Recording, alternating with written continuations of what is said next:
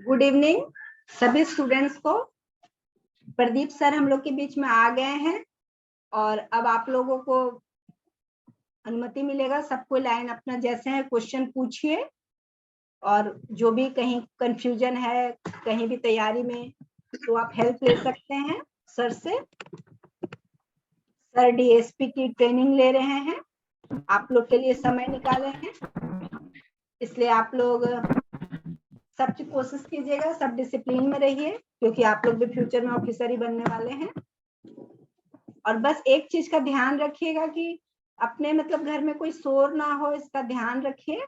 आपको अगर video on करके क्वेश्चन पूछना है तो पूछिए, अदरवाइज अगर नहीं ऑन करके भी पूछना है आप पूछ सकते हैं, लेकिन अगर ऑन करके पूछिएगा तो सर के साथ ज्यादा इंटरेक्शन होगा आप लोग का।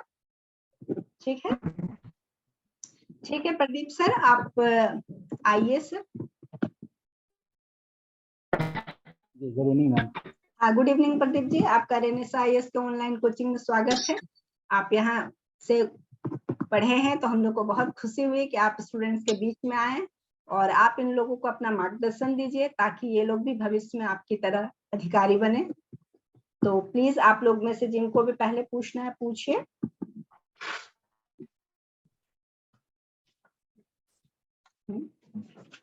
हाँ प्रदीप जी प्लीज थोड़ा आप अपने बारे में सबको बता दीजिए। हेलो एवरीवन, मेरा नाम प्रदीप कुमार साव है। मैंने 7th to 10th जेपीएससी में 25th रैंक हासिल की है और मुझे झारखंड पुलिस सेवा में योगदान देने का अवसर मिला है। तत्काल मैंने झारखंड पुलिस अकेडमी हजारीबाग में अपनी बेसिक ट्रेनिंग पूरी की है। इससे पहले मैं 3 वर्षों तक BHEL Bharat heavy electricals limited Tamil Nadu में एज ए इंजीनियर कार्यरत रहा हूँ और कार्य के दौरान ही सिविल सेवा की तैयारी स्टार्ट की थी और लकीली जेपीएससी में मुझे 25th रैंक प्राप्त हुई।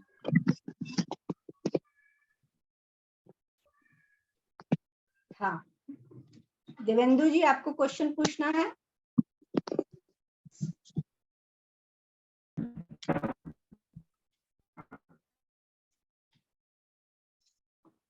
इंद्रजीत जी आपको क्वेश्चन पूछना है सर से, सुन रहे हैं आप लोग? हाँ हाँ पूछिए, सुन रहे हैं। पूछिए सर से।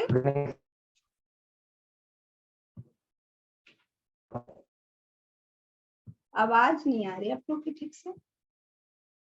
Good evening madam. हाँ good evening. Good evening sir. आवाज हाँ, क्लियर good नहीं evening, आ पा रहा, बोल रहे थे आप।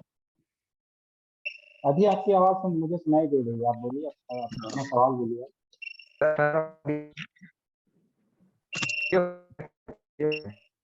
हमारे से यहाँ 19/5 इलेक्ट्रिक नहीं करा।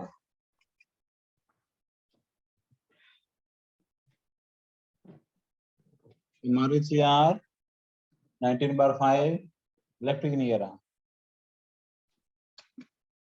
किसकी आवाज आ रही है?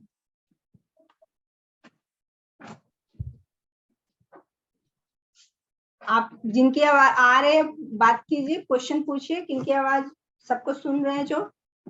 देवेंद्र जी आपको पूछना है पूछिए। हाँ ये पूछना था सर कि ये मेंस राइटिंग में मैं 2 बार मेंस लिख चुका हूँ जेपीएससी का। 6 में भी मैं मेंस लिखा था और इस बार भी मैंने लिखा, लेकिन इस बार का तो मार्क्स का कोई पता नहीं चला। पिछला बार 60 मार्क्स से मैं छट गया था। तो हमको लगता है कि कुछ मतलब सही तरीका मेरा नहीं है कि क्या है, मेरिट में नहीं आ पाने की वजह से होपलेस हो रहा है कि मैं अपना पूरा 100% देने के बावजूद भी मेंस में मेरे इंटरव्यू में नहीं जा सका। आपका सिलेबस पूरा है? हाँ सिलेबस तो मैं पूरा कर लिया था पीछे, पहला बार में थोड़ा कम था लेकिन इस बार मैंने कर लिया था। देखिए, कुछ भी हो जाए हॉपलेस नहीं होना है। रिजल्ट और सक्सेस और फेलियर आते रहता है, हॉपलेस नहीं होना, हमेशा है कि अपना 100% प्रयास देते रहना है। और रहा अगर आपको लग रहा है कि मेंस में तैयारी में कमी है तो मेंस की डेली आंसर राइटिंग प्रैक्टिस कीजिए, कम से कम 1-2 सवाल 40 नंबर का या 32 नंबर का रोज सॉल्व कीजिए, है ना। सॉल्व करिए इन द सेंस कि आप पूरा एक क्वेश्चन उठाइए। अगर कोई भी टॉपिक पढ़ रहे हैं, मान लीजिए मॉडर्न पढ़ रहे हैं या पॉलिटी पढ़ रहे हैं, इकोनॉमिक्स पढ़ रहे हैं, उसका एक टॉपिक पढ़ के उससे रिलेटेड एक सवाल लीजिए और उसको पूरा राइटअप कीजिए 6-7 पन्नों पर। और देखिए आपका प्रेजेंटेशन क्या रह रहा है, आपका कंक्लूजन क्या है, आपका इंट्रोडक्शन कैसा होगा, आपका बॉडी कैसा होगा। और किसी मेंटर से अगर हो सके तो आप चेक करवा लीजिए, उनसे रिव्यू लीजिए कि कहाँ पे क्या कमी हो रहा है। आउट ऑफ 40 आप कितना स्कोर कर पा रहे हैं, तो उस हिसाब से आप स्ट्रेटजी बनाइए। मेंस का ऐसा है कि उसका कुछ और उपाय है नहीं, वो आपको लिखने से ही आएगा। 3-4 महीने का रेगुलर प्रैक्टिस 5-6 घंटे का रोज होना चाहिए मेंस आंसर राइटिंग के लिए। जितना ज्यादा आप लिखने की प्रैक्टिस कीजिएगा उतना अच्छा आंसर राइटिंग एग्जाम पे होगा। ये नहीं है प्रीलिम्स, क्या है कि प्रीलिम्स पढ़ के हो जाता है, मेंस आपको लिख के ही करना होगा। उसका कोई भी और अलग स्ट्रेटजी नहीं है। बहुत लोग बहुत एक्स्ट्रा ऑर्डिनरी रहते हैं, वो लोग बहुत कम राइटिंग प्रैक्टिस करके भी कर लेते हैं। अगर आप एक नॉर्मल एवरेज एस्पिरेंट है तो आपको ज़्यादा से ज़्यादा लिखना चाहिए। आप प्रीवियस ईयर क्वेश्चन पेपर उठाइए जेपीएससी का या बीपीएससी का। पहले जेपीएससी का खत्म कीजिए, पहला से जो लेकर अभी तक 6 जेपीएससी तक हो गया, सारे के सारे क्वेश्चन आप सॉल्व करना स्टार्ट कीजिए टॉपिक से, और देखिए आपका क्या परफॉर्मेंस रह रहा है, कहाँ पे कमी हो रही है।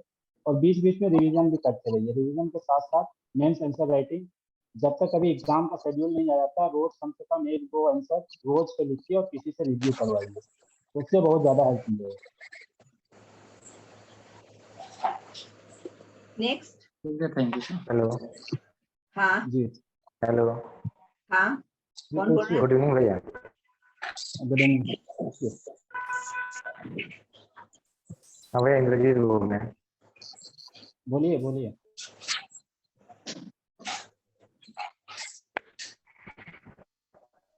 खोटा वाला था प्रॉब्लम हो रहा है भैया। खोटा में बताइए, खोटा में क्या दिक्कत हो रही है? कैसे प्रिपरेशन किए हैं भैया, क्लास कैसे वगैरह क्या प्रिपरेशन करते कर हैं? रहे हैं? देखिए झारखंड में जहाँ तक जेपीएससी की बात आती है, लैंग्वेज पेपर का बहुत ज्यादा मायने रिजल्ट में रहता है। और 7th में भी हम लोग देख रहे हैं कि लैंग्वेज पेपर मायने रख रहा है, और कोटा का अच्छा खासा रिजल्ट हुआ है। तो सबसे पहले कि कोटा का सिलेबस देखिएगा तो कोटा का सिलेबस बहुत छोटा है ना। सिलेबस इतना छोटा है कि अगर आपको भी क्वेश्चन 150 नंबर का एक पेपर बनाने के लिए दिया जाए तो लगभग लगभग सारा का सारा सिलेबस इसमें कवर हो जाएगा। तो ये एक चीज, ये फायदा होता है कोटा में कि अगर आप सिलेबस कंप्लीट कर रहे हैं तो आप पेपर कंप्लीट कर लीजिएगा, इतना गारंटी है, कहीं भी छूटेगा नहीं।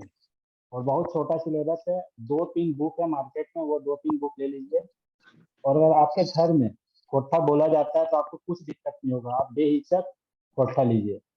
अगर आपको कोठा समझ में आती है, बोलने आती है, तो आप एकदम कोठा लीजिए। जहाँ तक लिखने का बात है, वो 1 महीने 1.5 महीने में आराम से हो जाता है। रोज आधा घंटा 1 घंटा लिखने का प्रैक्टिस करना है। और बुक के लिए बोला जाए तो एक गजानन महतो प्रभाकर की एक सर की एक पतली सी बुक आती है, वो जेपीएससी सिलेबस पे ही बेस्ड है, पूरा सिलेबस के अकॉर्डिंग उसमें कंटेंट दिया हुआ है, वो बुक बहुत अच्छा है।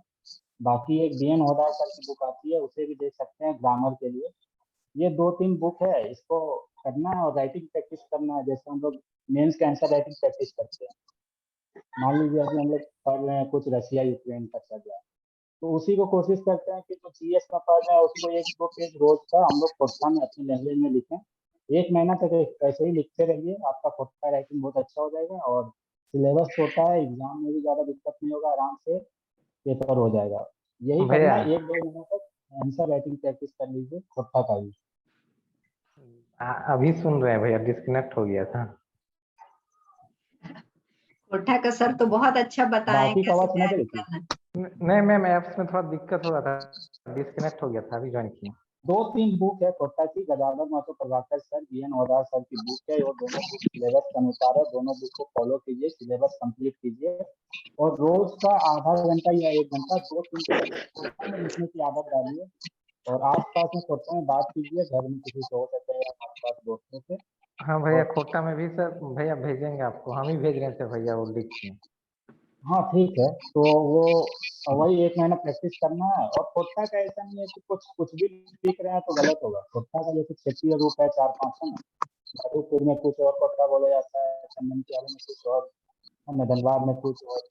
तो इसका फायदा एस्पिरेंट को मिलता है, जब तक कोटा का मानकीकरण नहीं होता है एस्पिरेंट को बहुत ज्यादा फायदा है। कोटा में कुछ भी लिखिए आपका सही होगा।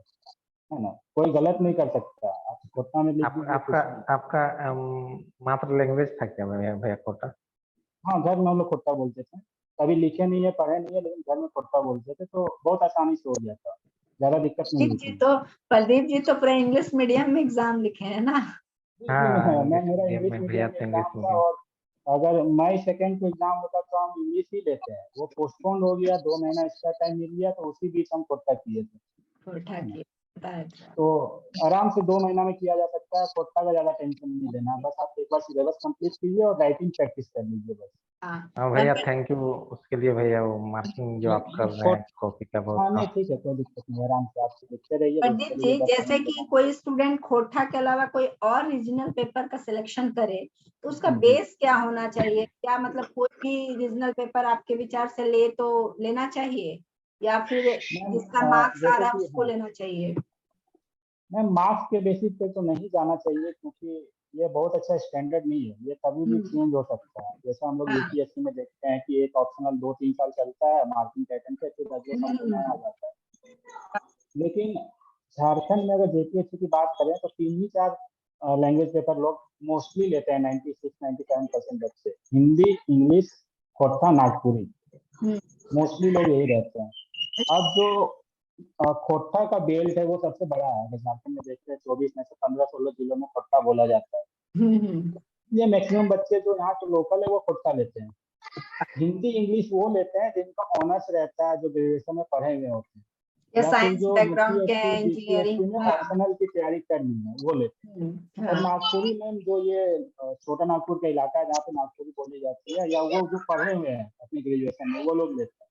इन चारों में अगर 7th जेपीएससी की बात करें तो इंग्लिश और कोटा से बहुत अच्छा रिजल्ट हुआ है, इंग्लिश से भी बहुत अच्छे रिजल्ट हुए इस बार। अच्छा।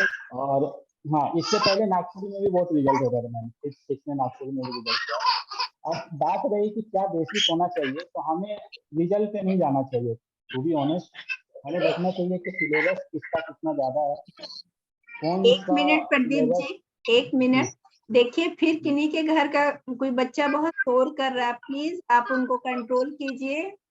देखिए आप लोग बहुत बहुमूल्य बात मुद्दे पर डिस्कशन चल रही है, आप सबको प्लीज अलर्ट रहना होगा ना। सर भी टाइम दे रहे हैं, आप लोग भी क्वेश्चन पूछ रहे हैं, ऐसे अगर केयरलेस रहिएगा तो आप ही लोग का नुकसान है। थोड़ा सा ध्यान दीजिए सर, प्लीज। हाँ, तो मैम कंटिन्यू करिए। मैं बता रहा था कि क्या स्टैंडर्ड होना चाहिए कोई भी लैंग्वेज पेपर या ऑप्शनल लेने का।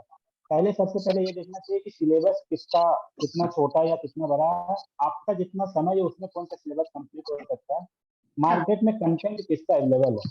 हाँ, मान लीजिए सिलेबस छोटा है, उसका कंटेंट अवेलेबल नहीं है, तो भी दिक्कत है।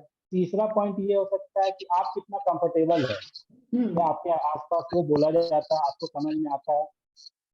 उसके बाद चौथे नंबर पे हम रिजल्ट को देख सकते हैं, क्या इस पे नंबर आता है एग्जाम में, तो नंबर आने वाला पॉइंट लास्ट होना चाहिए, बाकी 3 जो पॉइंट है वो कंसीडर करके जिससे आपको कंफर्टेबल है वो लेना चाहिए।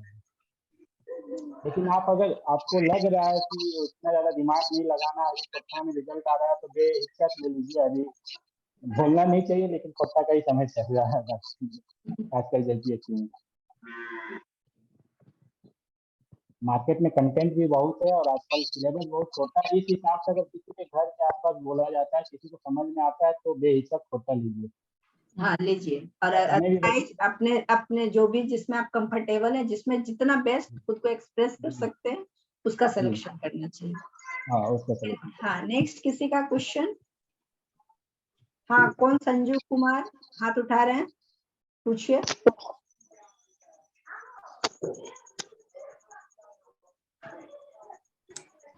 लाइन दियो हैं, जल्दी लाइन दियो हुई तभी।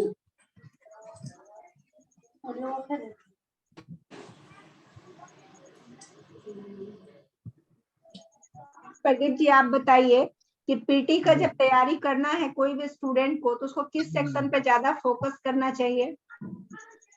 हाँ मैम, जैसे झारखंड का जेपीएससी का पीटी 2 पेपर का है, पेपर 1 पेपर 2, तो अगर झारखंड सेक्शन देखे सिर्फ तो 110 नंबर है, 110 क्वेश्चन है 200 में, लगभग 55% वेटेज है, 65 to 70 आपका कटअप जाता है। इस 55 में आप 50% स्कोर करने का मतलब 55 में से 50 है ना, ये आपको मतलब झारखंड का बहुत अच्छा नॉलेज होना चाहिए। 3-4 ही बुक है झारखंड के लिए, अगर उसको अच्छे से कर लिया जाए तो कुछ भी छूटेगा नहीं। जो बुक सबको ही पढ़ते हैं वही बुक पढ़ना है। और झारखंड का 110 सवाल जो है उसमें आप कोशिश करिए 100-105 तक सॉल्व करने का। अगर ये आप कर लेते हैं यहाँ पे ना, आपका पीटी ऐसे ही कवर हो जाएगा। और जहाँ तक बात रही सेक्शन की, झारखंड का सेक्शन में भी किसको किया जाए, तो इसमें भी मैम जो झारखंड का जो सिलेबस है उसका जो नीचे वाला पोर्शन है, अगर हम लोग देखें, अगर सिलेबस मेरे पास है, हम तो भी बता ही देते हैं।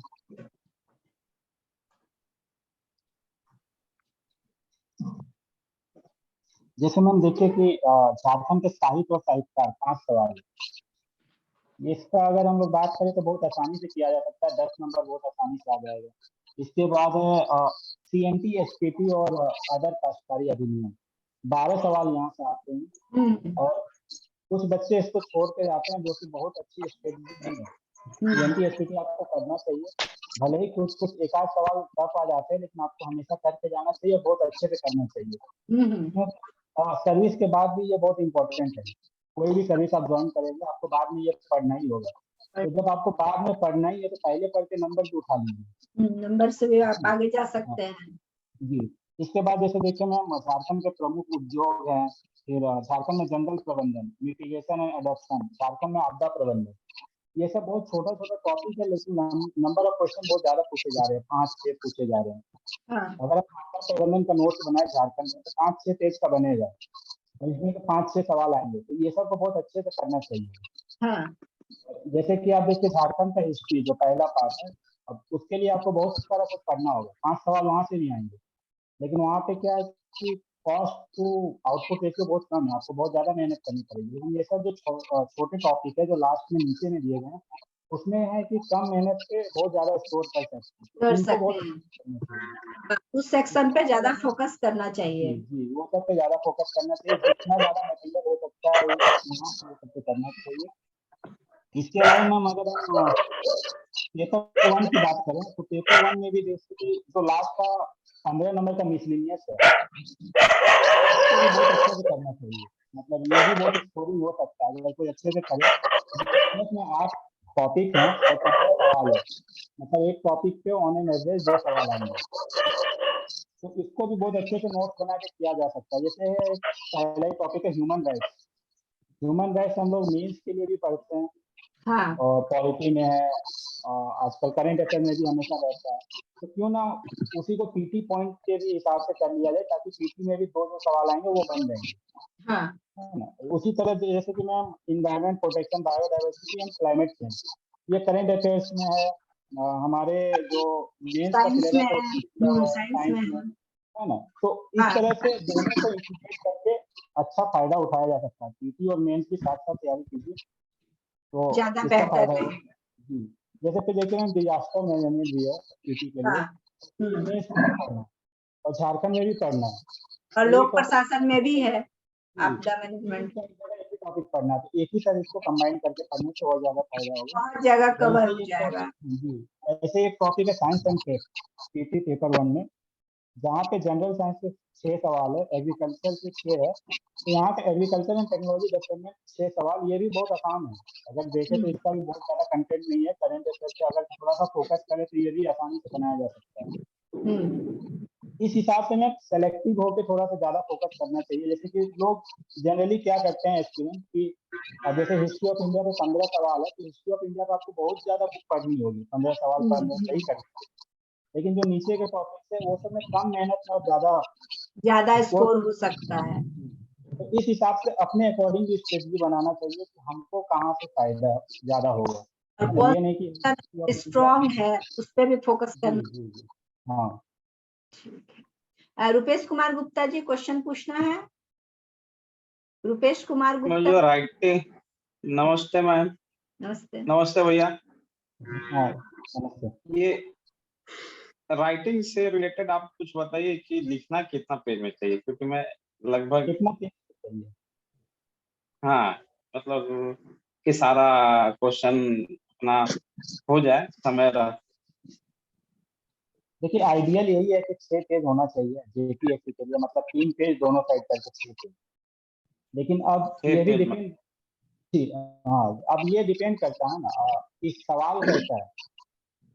अब सवाल ऐसा है कि आपको उसका कंटेंट पता है और सवाल का डिमांड है कि 7-8 पेज भी जा सकते हैं, तो आप उसको उतना पे लिखिए। जैसे कि पिछले बार 7 जेपीएससी में एक महात्मा गांधी पे सवाल आया था कि महात्मा गांधी का जो योगदान था उस पर कुछ सवाल था, तो उस पे है कि आप अगर क्वेश्चन का डिमांड पे भी जाइएगा तो 7-8 पेज लिखा जा सकता है, मतलब दोनों साइड मिला के हम बोल रहे हैं, है ना। तो उस पे आप लिखिए, आपके पास अगर कंटेंट है तो आप लिखिए, लेकिन ये नहीं होना चाहिए कि आपको उस टॉपिक पे ज्यादा कंटेंट नहीं है और आप मतलब ऐसे ही खींचे जा रहे हैं पेज भरने के लिए। एग्जामिनर जो कॉपी चेक कर रहा है उसको ये नहीं लगना चाहिए कि बस आप पेज भरने के लिए लिखे हैं, है ना। आपके पास कंटेंट भी होना चाहिए।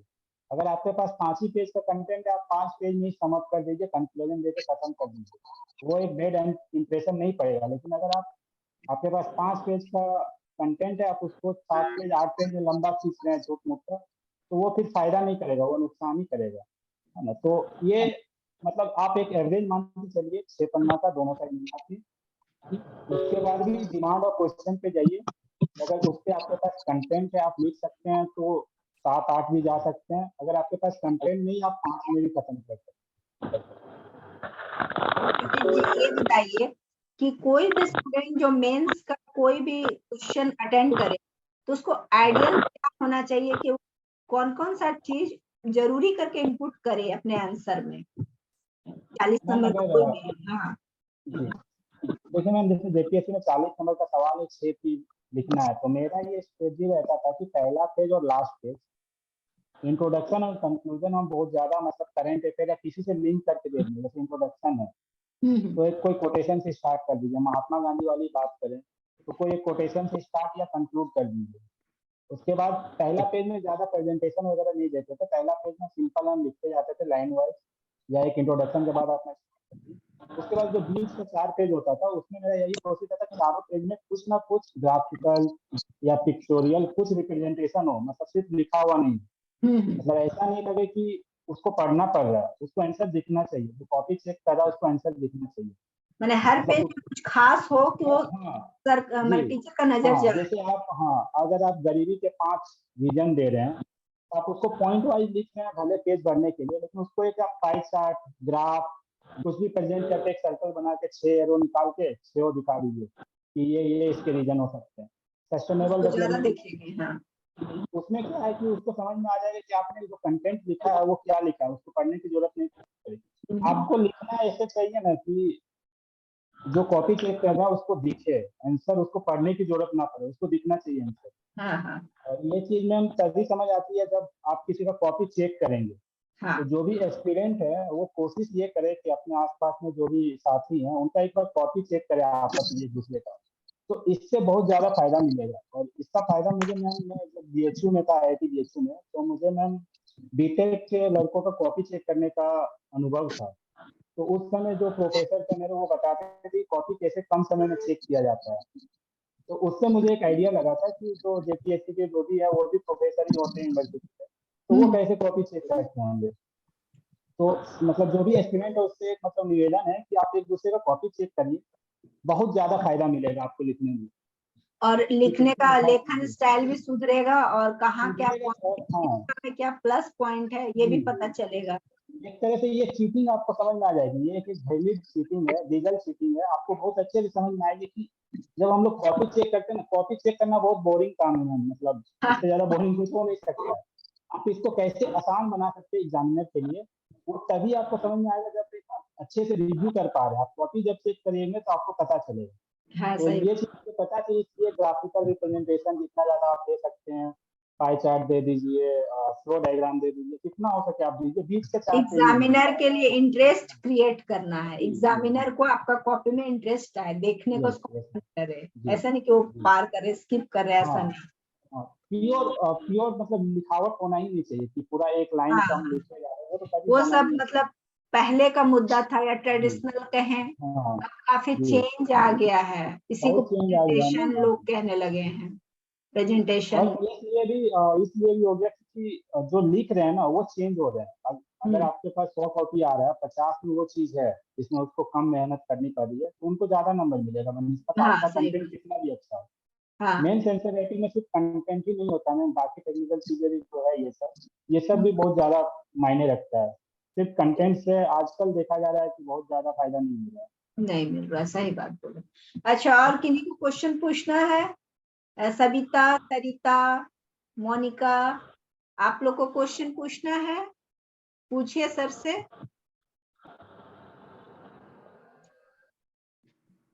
किन्हीं को?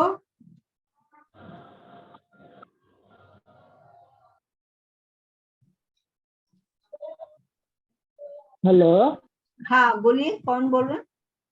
हाँ मैडम, मैं अविनाश बोल रहा हूँ। मैम साइंस का प्रिपरेशन कैसे किया गया है, थोड़ा पूछना था। साइंस में जैसे पर्यावरण हो गया, ये सब सिंपल टॉपिक सब जो है, जैसे पॉल्यूशन हो गया, ये सब में क्या स्पेशल लिखा गया है? ऐसा कोई संदीप जी बताइए। आपका बैकग्राउंड क्या है सर? सर मेरा तो साइंस की बैकग्राउंड है। साइंस बैकग्राउंड है, ठीक है। तो देखिए, साइंस का जो सिलेबस है ना, सबसे ज्यादा अगर पूछे कि स्ट्रेट फॉरवर्ड सिलेबस अगर किसी का है तो वो साइंस का है। बस आपको करना क्या है, साइंस में बेसिकली आप एक नोट्स बना लीजिए अपना हैंड रिटन।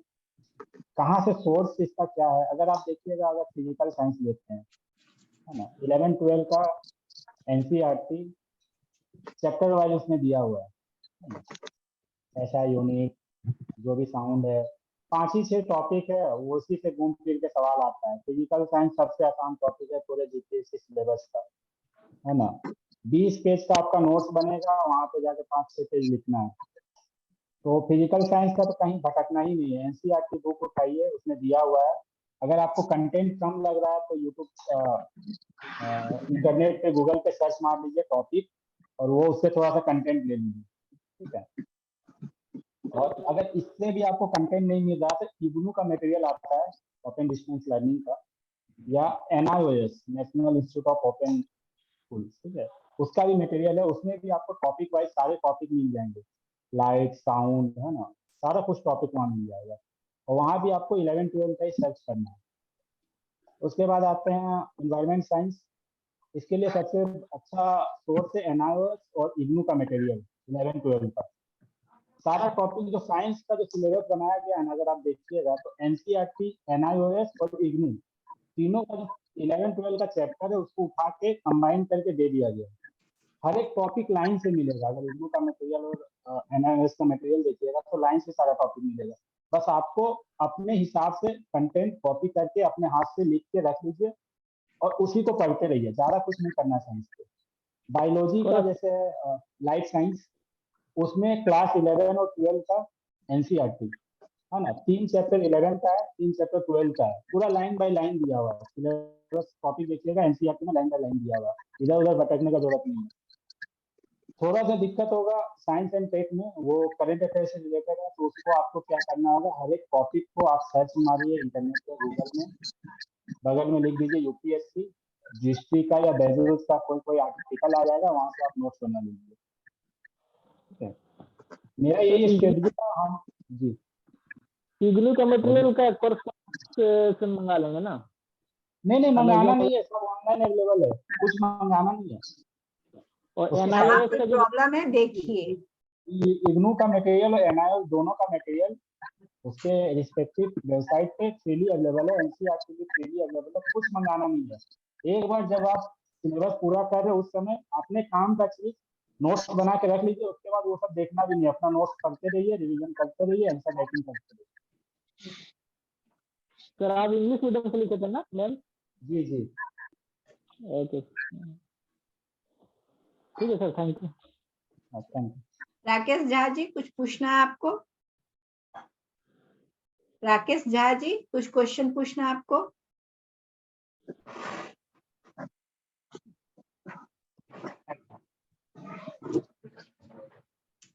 अच्छा, ये प्रदीप जी आप बताइए कि कोई भी स्टूडेंट जो मेंस लिख रहे हैं उनको अपना मीडियम क्या सावधानी से चुनना चाहिए, हिंदी मीडियम या इंग्लिश मीडियम, किस पे ज्यादा बेहतर होगा उनको लिखना? मैम जिसमें कोई कंफर्टेबल है वही लेना चाहिए, इसमें ये नहीं देखना है कि हिंदी मीडियम से ज़्यादा रिजल्ट हो रहा है, इंग्लिश मीडियम से ज़्यादा रिजल्ट हो रहा है। अगर आप अपना ग्रेजुएशन हिंदी में किए, हिंदी में लिखिए, ग्रेजुएशन इंग्लिश में किए, इंग्लिश में लिखिए, इसमें ज़्यादा दिमाग लगाने का जरूरत नहीं है, रिजल्ट दोनों से होता है। ऐसा कुछ नहीं है कि हिंदी मीडियम से रिजल्ट नहीं होता है। होता ये है कि मैम जब आप इंटरनेट पे कंटेंट सर्च कर रहे होते हैं अपने सिलेबस के अकॉर्डिंग, तो हिंदी मीडियम में कंटेंट कम मिलता है, हाँ। तो वहाँ पर आपको थोड़ा सा मेहनत करना पड़ सकता है। बाकी और कोई अंतर नहीं है, मुझे नहीं लगता है कि हिंदी मीडियम और इंग्लिश मीडियम का ज़्यादा अंतर होता है, बस कंटेंट ढूंढने तक ही जो अंतर है। बाकी अगर आप देखिएगा जो इंग्लिश मीडियम के लिए उनको भी जो झारखंड का पोर्शन है उसको करने में दिक्कत होती है। हाँ। तो ये मतलब अपने आप में नहीं सोचना है कि इंफीरियरिटी कॉम्प्लेक्स नहीं लाना है कि हम किसी से कम है, मतलब हिंदी मीडियम वाले इंग्लिश से कम है, या इंग्लिश वाले भी जैसे हम लोग रहते थे तो कुछ लोग बोलते थे कि झारखंड के लिए तो इंग्लिश में कंटेंट ही नहीं है ना, तो वो सब नहीं होता है। आप इंटरनेट के जमाने में ये सब आप मतलब ये सब पे ध्यान देना बेवकूफ़ी है। अपना बेस्ट करते रहिए, पढ़ाई करते रहिए, रिवीजन करते रहिए और ये सब पे ध्यान नहीं देना है। अच्छा ये बताइए प्रदीप जी कि जैसे कोई भी स्टूडेंट एग्जाम लिख रहा है, मेंस लिख रहा है, तो उसको कौन कौन सा सावधानी विशेष रूप से अपनाना चाहिए, खास तौर पे जब वो पीटी पास कर जाए और मेंस उसको लिखना है तो काफी कम ड्यूरेशन होता है, 7th में तो आप काफी मान के चलिए पीटी और मेंस के बीच में आपको लगभग 3 महीना मिलेगा।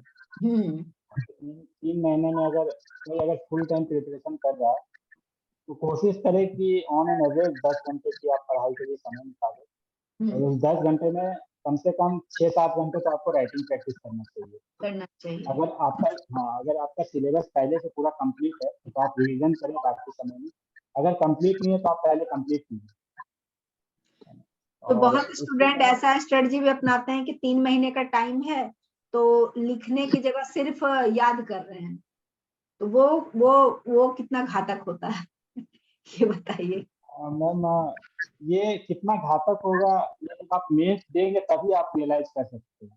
ये कोई वो ऐसा बंदा नहीं बता सकता है जो ये एक्सपीरियंस नहीं किया है ना, तो ये सब गलती नहीं करना है। बोला ही जाता है कि पीटी पढ़ने से होता है, मेंस लिखने से होता है, इंटरव्यू बोलने से होता है, बोलने का तो ये बहुत बेसिक फंडा है और इससे आप इतर जहाँ हुए हैं तो आपको कहीं ना कहीं नुकसान होगा। अगर रिजल्ट हो भी जाएगा तो रैंक पीछे आएगा।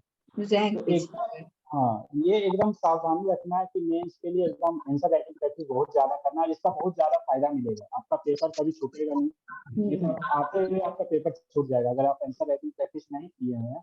आते हुए आंसर छूट जाएगा, या तो आंसर 4 पेज में खत्म होगा या तो 8-9 पेज चला जाएगा।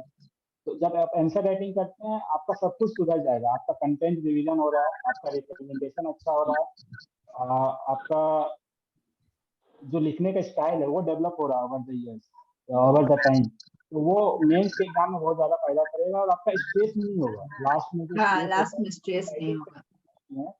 तो बहुत सारा क्या होता है रिवीजन हो जाता है तो राइटिंग प्रैक्टिस होता है, वो जाके वहाँ पे अंडर कॉन्फिडेंस हो जाते हैं क्यों राइटिंग प्रैक्टिस करते नहीं हम काफी लोग नहीं हैं। तो राइटिंग प्रैक्टिस करना चाहिए और कम से कम टेस्ट सीरीज लेना चाहिए। मेरा ये कहना है कि जहाँ से भी आप टेस्ट सीरीज जरूर दें, 3 घंटे पूरा दुनिया को भूल के आप पेन पेपर और क्वेश्चन पेपर के साथ बिताएं, जितना आपको आ रहा है करिए जी, और डेली आंसर राइटिंग प्रैक्टिस करना चाहिए जरूर। कम से कम एक कितना क्वेश्चन पर डे करना चाहिए, 1, 2 या 3? मैम जैसे हाँ अगर आप सिर्फ अब आपका पीटी हो गया है तब तो सवाल ही नहीं है कितना करना चाहिए, आपको जितना टाइम मिलेगा आप कीजिए, है ना। अगर पीटी नहीं हुआ है और दूसरे भी एग्जाम है तो साथ में किया जाता है। पीटी हो गया तो आप फुल्ली इस पे लग जाइए।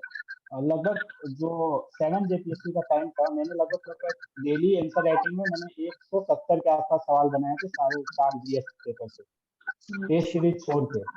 अच्छा क्या टेस्ट सीरीज भी आप अटेंड किए? जी वो टेस्ट सीरीज अलग से था। आंसर राइटिंग प्रैक्टिस अपने से क्वेश्चन उठा के और एक ग्रुप बना लीजिए अपने आपस में, छोटा सा 6-7 लड़कों का, आपस में रोज एक क्वेश्चन डालिए, अब एक दूसरे का आंसर देखिए, उससे बहुत ज्यादा फायदा मिलेगा।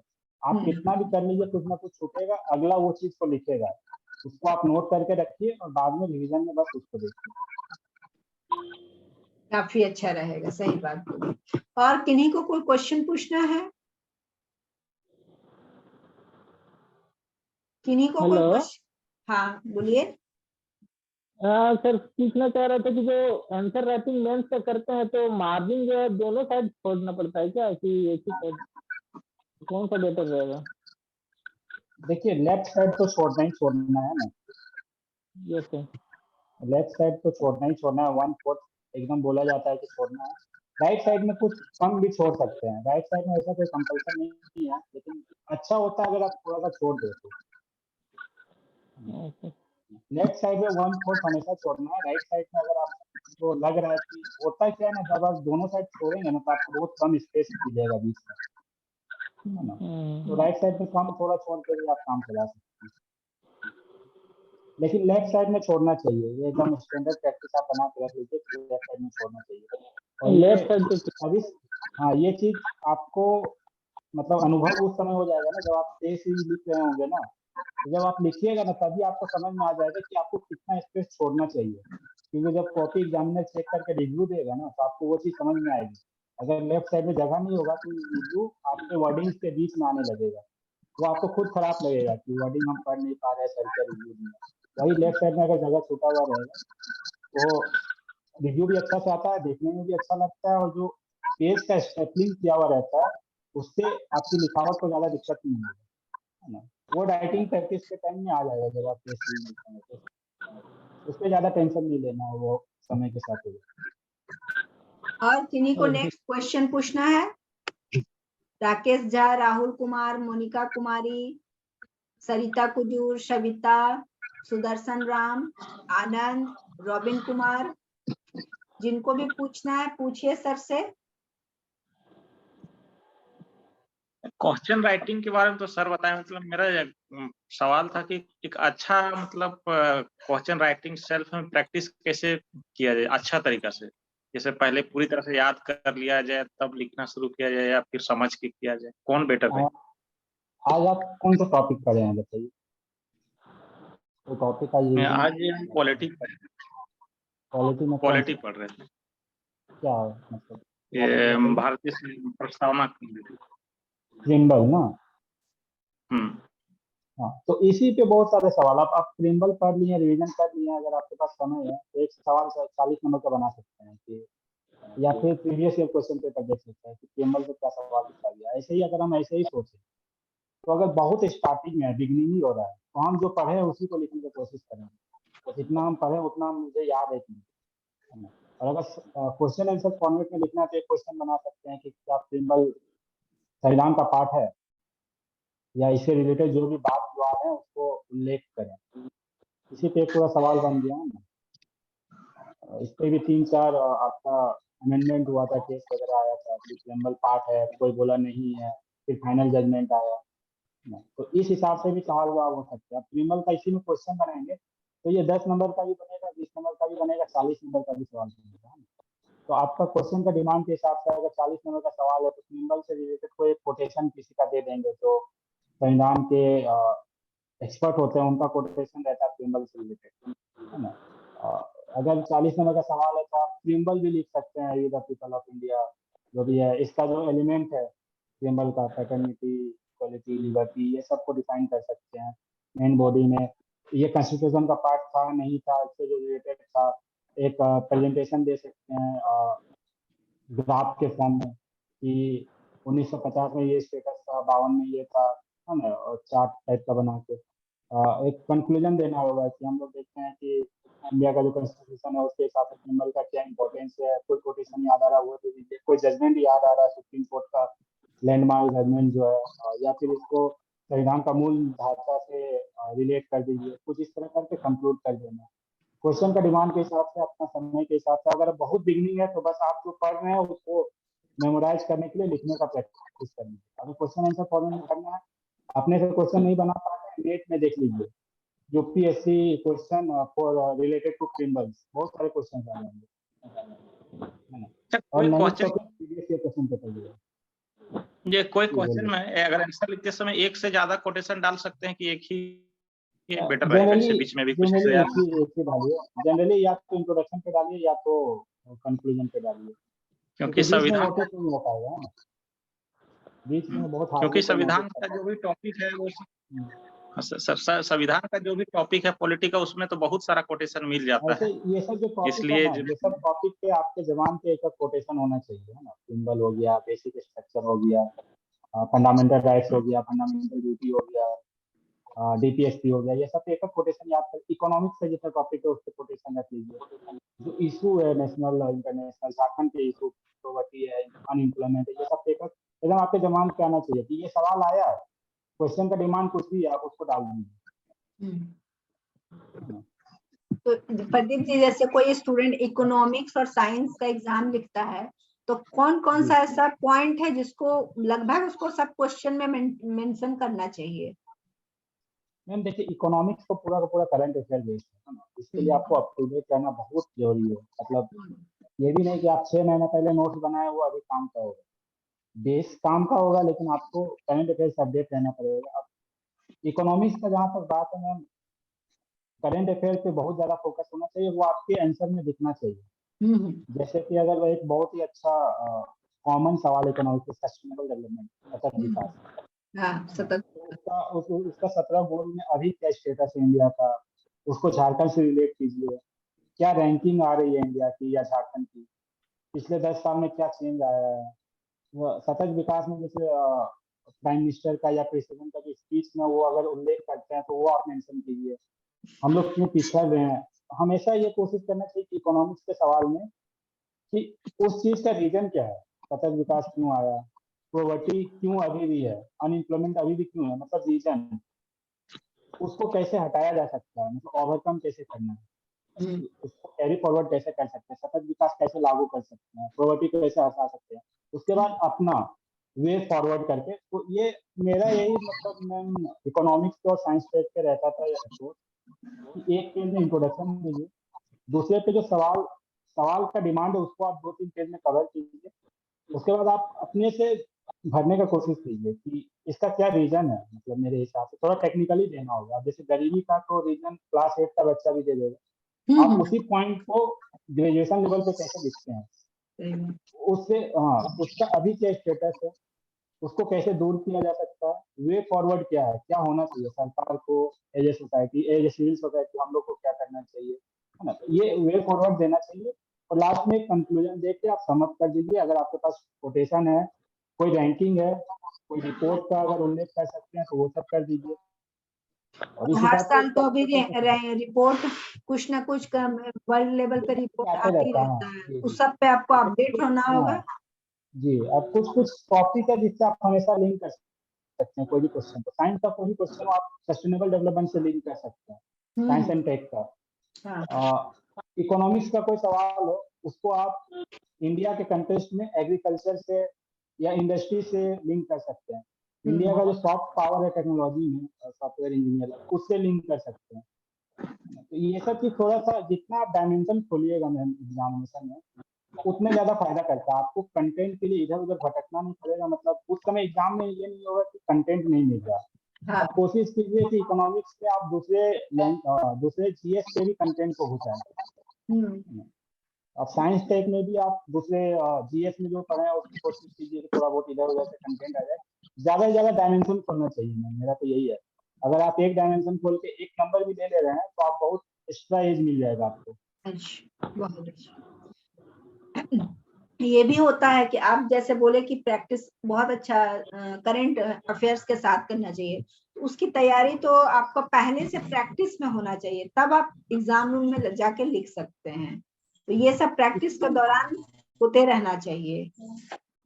इसीलिए मैम जब हम बोले कि आप एक डेली आंसर राइटिंग कीजिए, वो आपका एक बेस बन जाएगा। लेकिन जब एक्चुअल टेस्ट लिख रहे होते हैं ना, तो आप उसको करंट अफेयर से लिंक करके कीजिएगा, है ना। तो एक्चुअल टेस्ट सीरीज में जब आप 4 सवाल लिखने हैं, 200 नंबर के, 40 नंबर का आंसर राइटिंग करना है 4 सवालों में, उसमें फिर आप सारा, उसमें क्या है कि आप डेली आंसर राइटिंग में क्या होता है मैम, आज हम पॉलिटी पढ़े तो पॉलिटी का सवाल लिखेंगे, कल इकोनॉमिक्स पढ़े तो इकोनॉमिक्स का सवाल लिखेंगे।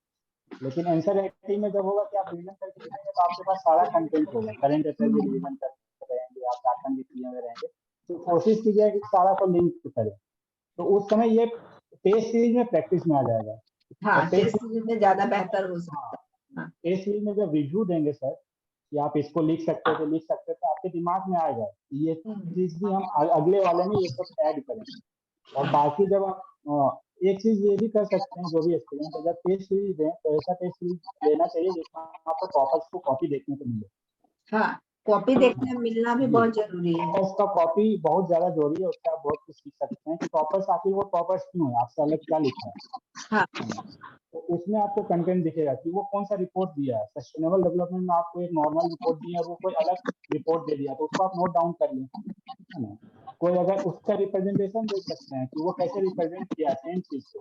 कंटेंट लगभग 90% एस्पिरेंट का सेम होता है, बस रिप्रेजेंटेशन अलग होता है, थोड़ा सा करंट अफेयर लोग मिक्स करते हैं, थोड़ा सा अलग अलग डायमेंशन खोलते हैं। तो ये सब चीज जब आप टेस्ट सीरीज लिखेंगे, टेस्ट सीरीज का रिव्यू करेंगे, आपको समझ में आने लगेगा।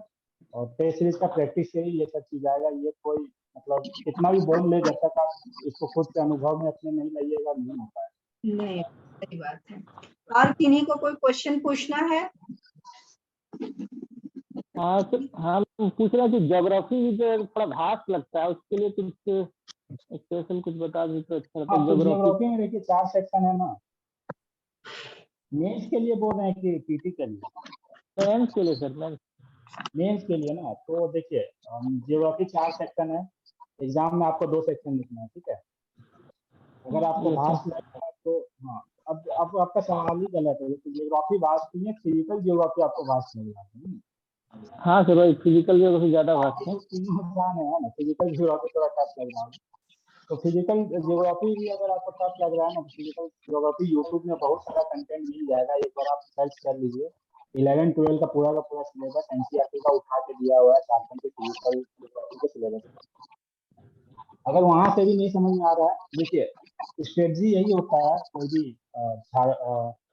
हिस्ट्री और ज्योग्राफी पेपर कि आप एक झारखंड वाला सेक्शन लिखें, है कि 4 सेक्शन, ठीक है, 2-2 सवाल लिखने हैं आपको 4 सेक्शन के। जनरली स्ट्रेटजी ये रहता है, सारे लोग यही बोलते हैं कि आपको झारखंड का सवाल जरूर अटेंड लेना चाहिए, है ना।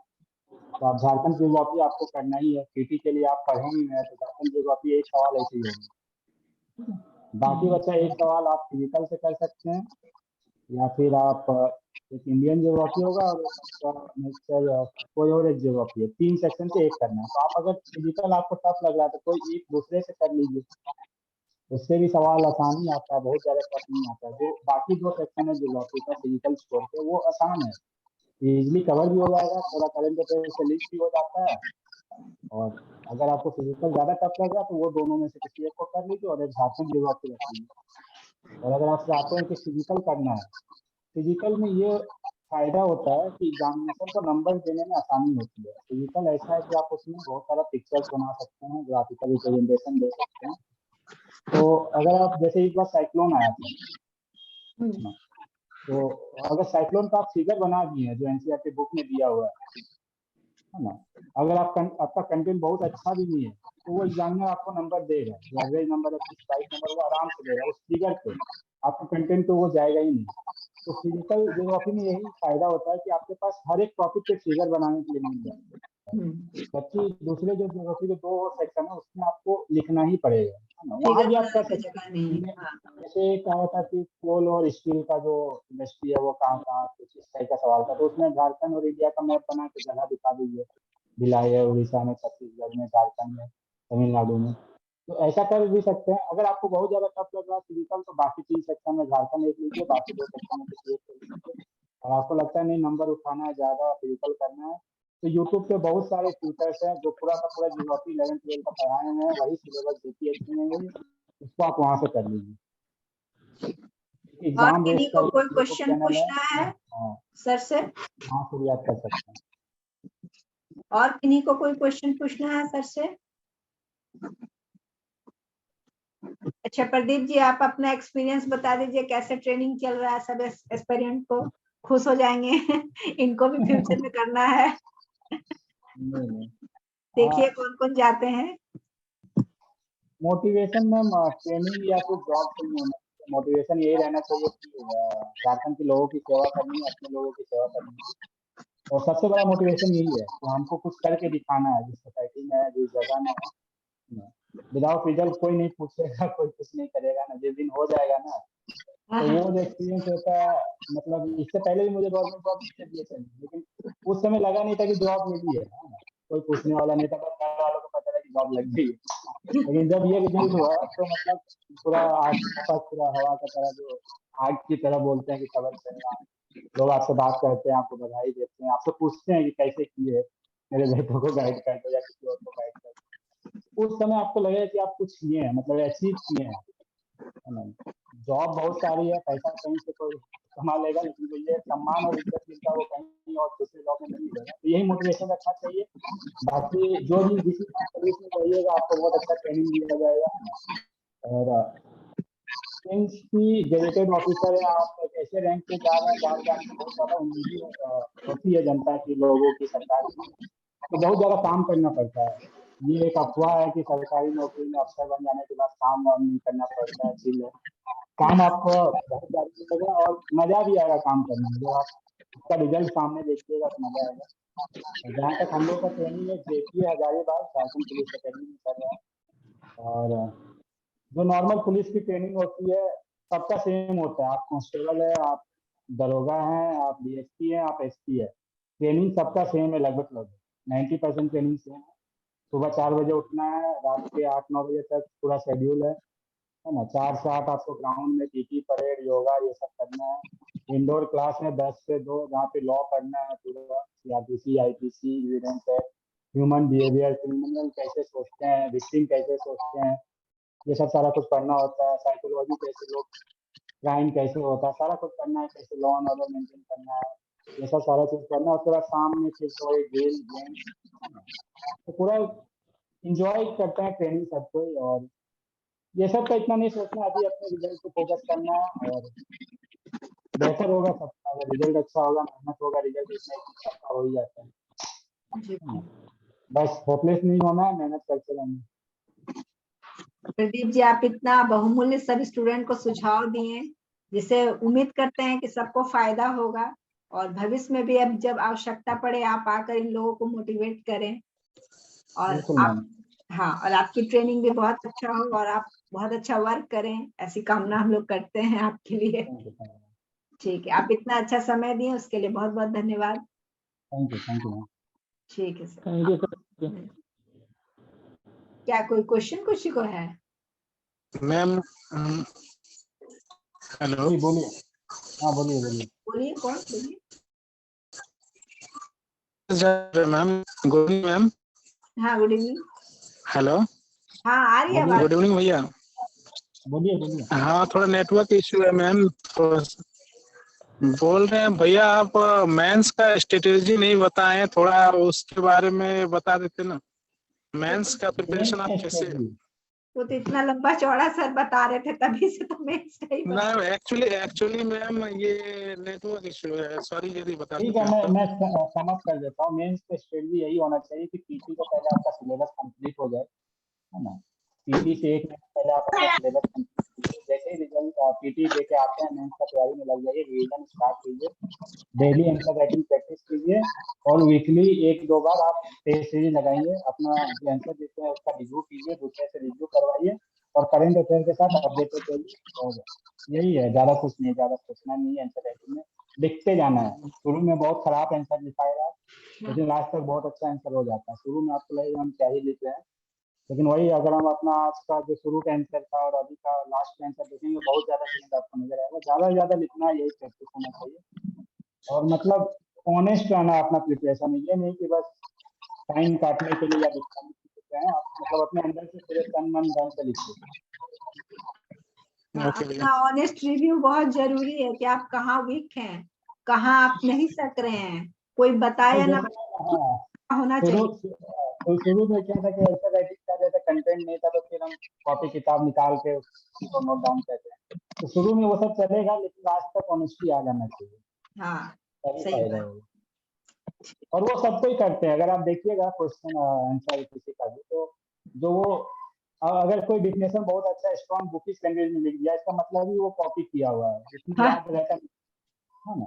तो वो आ जाता है, लेकिन हाँ, लेकिन लास्ट तक जो है, शुरू में ये सब किया जाता है, लास्ट में आप ऑनेस्ट होके जितना आपको याद है उतना ही कीजिए और लिखते जाइए। हाँ, क्योंकि एग्जामिनर एकदम बुक में लाइन बाय लाइन मिलाना नहीं है, उनको बस देखना है कि हाँ आपको आता है। आता है। और जितना अपने शब्दों में लिखें उतना ज्यादा बेहतर है। जी जी, अपने लैंग्वेज से अपने शब्द में लिखना बहुत जरूरी होता है, वो ज्यादा बेनिफिशियल होता है एग्जामिनेशन पॉइंट ऑफ व्यू। और किसी का कोई क्वेश्चन है? और किन्हीं को कुछ पूछना है? अब लगता है किन्हीं का कोई क्वेश्चन नहीं बचा। प्रदीप जी, आपका जी, जी। इतना बहुमूल्य समय आपने हम दिए हैं स्टूडेंट्स को, उसके लिए बहुत बहुत धन्यवाद। उम्मीद करेंगे थैंक यू मैम। फ्यूचर में कभी आवश्यकता पड़े आप फिर से आइए, इन लोग को मोटिवेट कीजिए। बिल्कुल मैम, बिल्कुल। Thank you. Thank you ma'am. Good night. ठीक है, आप सभी स्टूडेंट्स आए और अपना अपना डाउट क्लियर किए। आप लोग ज्यादा से ज्यादा क्वेश्चन पूछिए सर से। आप लोग जितना ज्यादा पूछिएगा उतना आप लोग का बेहतर रहेगा। आप लोग क्वेश्चन नहीं पूछते हैं। ठीक है, आप लोग भी अपना तैयारी बेहतर कीजिए, अपना ऑनेस्ट रिव्यू कीजिए, खुद पढ़िए, खुद लिखिए, और सर के साथ जुड़े हैं तो सबको टेस्ट देते हैं, टेस्ट कीजिए, जहां जिनको जो प्रॉब्लम है उसको सॉल्व करने का कोशिश कीजिए, और आप लोग बेहतर पढ़ाई कीजिए। फ्यूचर में आप सभी ऑफिसर बनेंगे, और इसी तरह आइएगा चैनल पे और सबको अपना अपना आइडिया दीजिएगा। थैंक यू, गुड नाइट आप सभी को। Thank you ma'am. Good night.